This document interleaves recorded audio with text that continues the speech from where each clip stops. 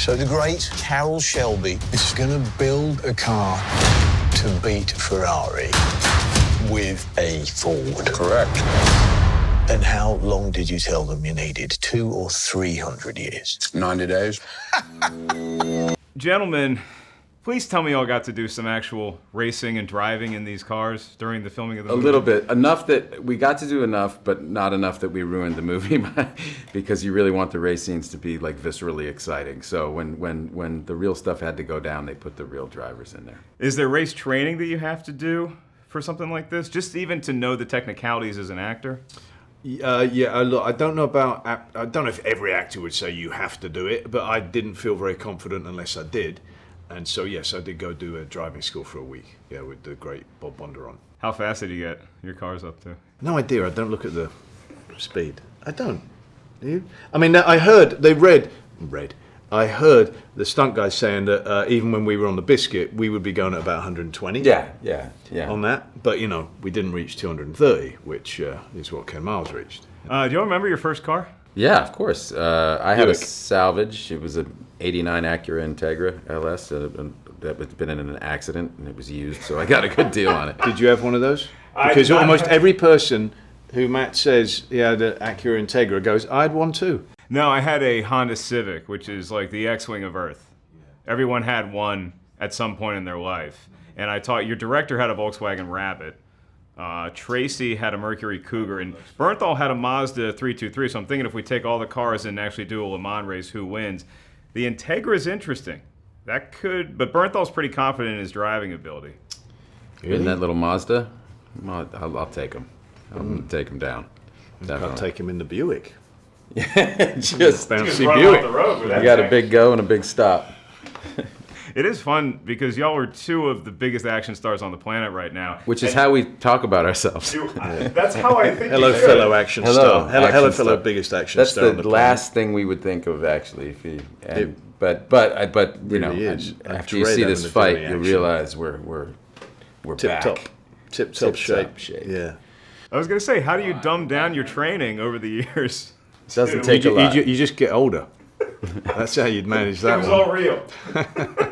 We were trying our bloody hardest in that fight. I have to ask this. You can make the answer as short as you want. Bourne, Batman, who wins in a fight? Love. Yeah, I think. Why do we have to fight? Yeah, man? he's retired from Batman. I've retired from, but like they found peace. They're going to be in a nursing home together someday. They're going to get along. Let me spin it a different way because Mangold said that Wolverine would win. Oh. Wolverine What? can take down both Bourne and Batman. Have you There's seen nepotism Hugh at play, Jackman? isn't there? Have you seen Hugh Jackman up close? I would not tangle with that guy. All right, so let's get back to the first car. This could be any point in your life. Longest road trip you ever went on, like Le Mans, without taking a break. You can stop for gas, but without sleeping. I drove across the country with in an RV when I was 19 with my dad and my brother and Ben and another friend of ours. And the RV didn't stop. You know, we went probably the first 36 hours without stopping. We were just sleeping and taking shifts. Did you have like just a hole in the floor that you peed out of? It was a bathroom. It was a big one of those Oh, it was big a proper motor one. Yeah. So you take shifts. So two people would drive, and then you could go up at the top and sleep, or in the back and sleep. Right. So it was. So 19 hours, Christian. VW. I didn't say 19 hours ever. I said Oh, no, 36 you said hours. 36. Yeah, I mean, whatever. Sorry, It's taking the 17 previous hours record away. From Tracy was 19 hours. But he's probably talking about like driving in a car without sleeping for 19 hours, and there's probably like a lot of speed involved. You know. Right, not just the wheels going around. No, speed. I mean, yeah, you know. Can you That's- top 36 hours, Christian? VW camper van, about 3 days, but it wasn't non-stop driving. It Okay. was stopping and sleeping in the VW camper van. Right, Yeah. right. Matt Damon, congratulations. You get the win. Finally, something from Rotten Tomatoes. That's the good news that I could bring home. Don't shoot the message. No. Whatever it is, Shell. No. Trust me. So I look at this movie from a racing perspective as a film that is pushing the limits of what you can do. As a director, are you pushing the limits as to how you can cinematically portray a racing sequence? Because there's some mind-blowing stuff in here. We tried our best to do the most dynamic stuff we could, and I think technology was on our side. Not CG technology, but just even the physical technology, the gear we can shoot fast-moving cars with. I mean, I've made commercials for years as well as directed movies, and I've made a couple car commercials, and the gear that is available to shoot moving vehicles is pretty amazing now. The kind of fluid heads and shock absorbing heads and gimbaled heads mounted onto high-speed cars. They call this thing the Russian arm.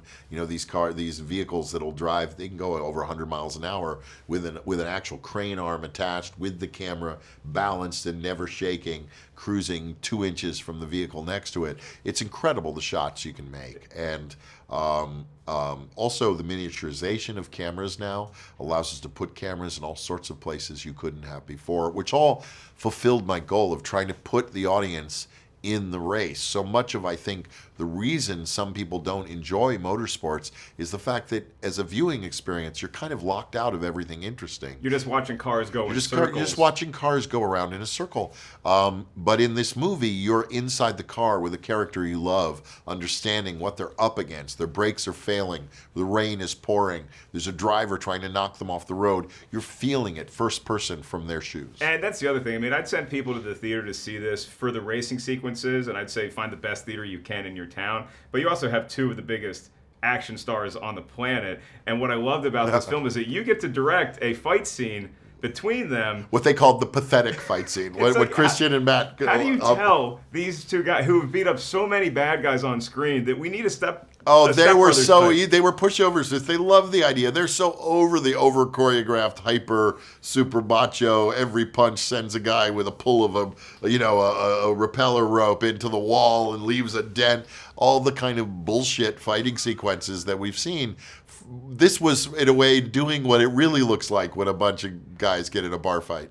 I've been in a number of them myself, and that's exactly what it looks Mark, like. you have not been in a bunch of bar fights yourself. I had a You're loaf such a of bruiser. Wonder Bread with me as a weapon. So I do have to ask you, because you have superhero experience, who wins in a fight if it's Jason Bourne versus Batman? There's just, you know how many times I've asked this question and how different many ways I've tried to avoid it, and I'm going to continue. I have no idea, nor do I even care. They're both retired from those characters, but the fact is, I have no idea. It depends what Batman's brought on his utility belt that day, I guess. So we can agree Logan defeats the winner, though. Yeah, Logan would defeat both of them.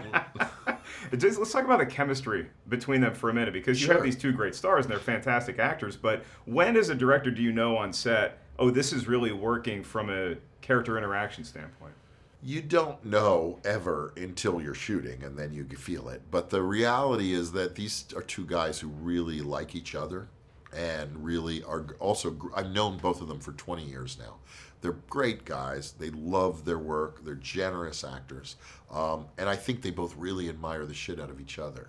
On top of that, the characters are really good for them, and they're really different. You know, Matt's kind of a salesman, a kind of Zen master of chess playing, a Texas character. Christian's brummy kind of brawler, a little bit of Asperger's-y kind of hard time getting along, expressing himself, almost no filter, super driven. There's such a great sense of sparks just between the way they're delineated. Last question. First car you ever owned? Volkswagen Rabbit.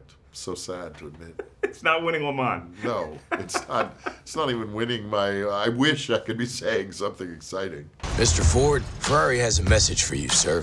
What did he say? He said Ford makes ugly little cars in ugly factories. And he called you fat, sir. Gentlemen, from the Ford Corporation standpoint, there's a number of things that not even I knew going into the movie, and I own a Ford Fusion. So the two of you, how much research and preparation was required to play your legendary roles?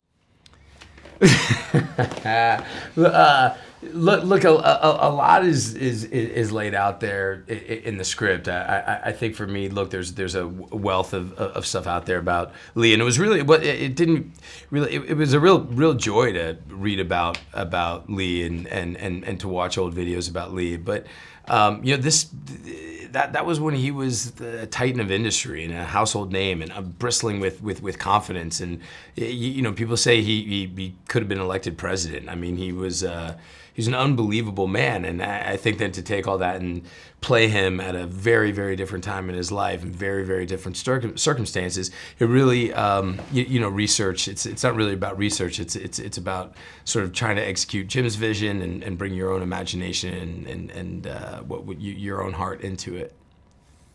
Yeah, not a lot of research. Didn't require it. It was on the page. The dramaturgy was on the page. Well, there was something that your character required that was such an enjoyable sequence for me, is when Henry Ford II gets in the race car and he has this emotional moment that just runs the gamut of every feeling you could have, from fear to laughter to terror, crying.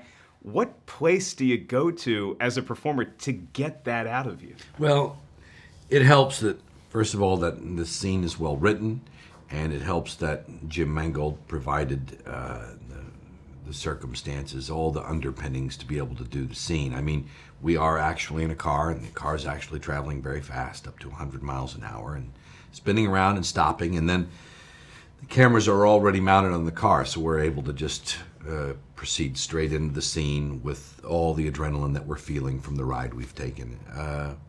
It's great fun. Do you all remember your first car? What it was? 78 Mercury Cougar. Okay, so your director had a Volkswagen Rabbit, and so I'm trying to think of everybody's car who would win at Le Mans. So now we have a Mercury Cougar's going to take out that Rabbit. Cougar's going to take out the Rabbit, John.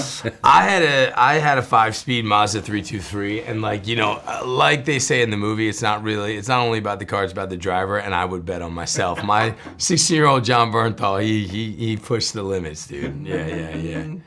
Interesting. Yeah, we'll see. Yeah. Because Le Mans is a 24-hour race, so I wanted to ask you all your personal experience. Longest you've ever driven a car without a brake on a road trip. You can brake for gas, but right. No sleep. 16 hours.